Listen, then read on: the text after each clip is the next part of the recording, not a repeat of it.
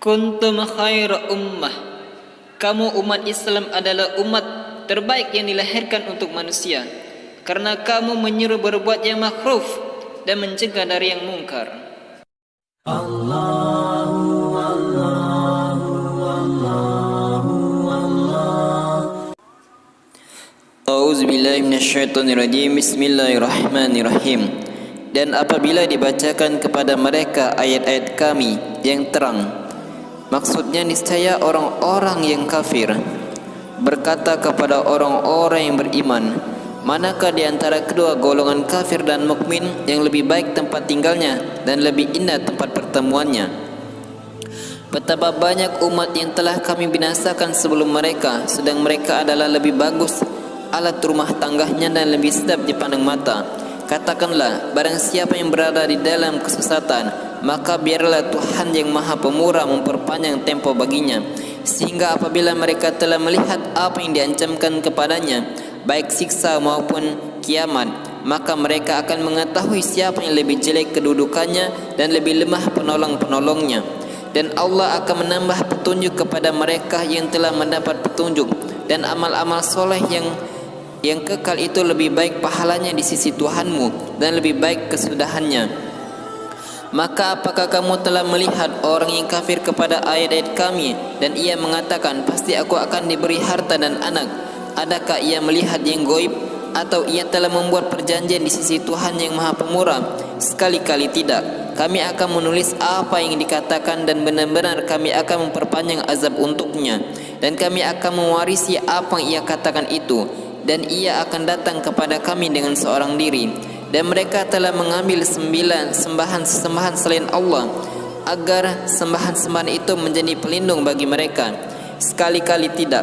Kelak mereka sesembahan-sesembahan itu akan mengingkari penyembahan pengikut-pengikutnya terhadapnya, dan mereka sesembahan-sesembahan itu akan menjadi musuh bagi mereka. Tidakkah kamu melihat bahwasanya kami telah mengirim setan-setan itu kepada orang-orang kafir untuk menghasung mereka berbuat maksiat dengan sungguh-sungguh? Maka janganlah kamu tergesa-gesa memintakan siksa terhadap mereka, karena sesungguhnya kami hanya menghitung datangnya hari siksaan untuk mereka dengan perhitungan yang teliti. Ingatlah hari ketika kami mengumpulkan orang-orang yang takwa kepada Tuhan yang Maha Pemurah sebagai putusan yang terhormat, dan kami akan menghalau orang-orang yang durhaka ke neraka jahanam dalam keadaan dahaga. Mereka tidak berhak mendapat syafaat kecuali orang yang telah mengadakan perjanjian di sisi Tuhan yang Maha Pemurah. Dan mereka berkata, Tuhan yang Maha Pemurah mempunyai anak. Sesungguhnya kamu telah mendatangkan sesuatu perkara yang sangat mungkar. Hampir-hampir langit pecah karena ucapan itu, dan bumi belah dan gunung-gunung pun runtuh, karena mereka mendakwa Allah Maha Pemurah, karena mereka mendakwa Allah yang Maha Pemurah mempunyai anak. Dan tidak layak bagi Tuhan yang Maha Pemurah mengambil mempunyai anak. Tidak ada seorang pun di langit dan di bumi kecuali akan datang kepada Tuhan yang Maha Pemurah selaku seorang hamba.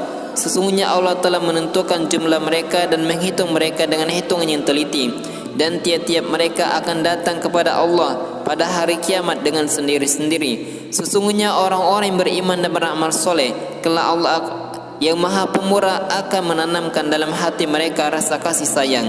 Maka sesungguhnya telah kami mudahkan Al-Quran itu dengan bahasamu, agar kamu dapat memberi kabar gembira dengan Al-Quran itu kepada orang-orang yang bertakwa, dan agar kamu memberi peringatan dengannya kepada kaum yang membangkang. Dan berapa banyak telah kami binasakan umat-umat sebelum ke mereka. Adakah kamu melihat seorang pun dari mereka, atau kamu dengar suara mereka yang samar-samar? Shadaqallahul azim.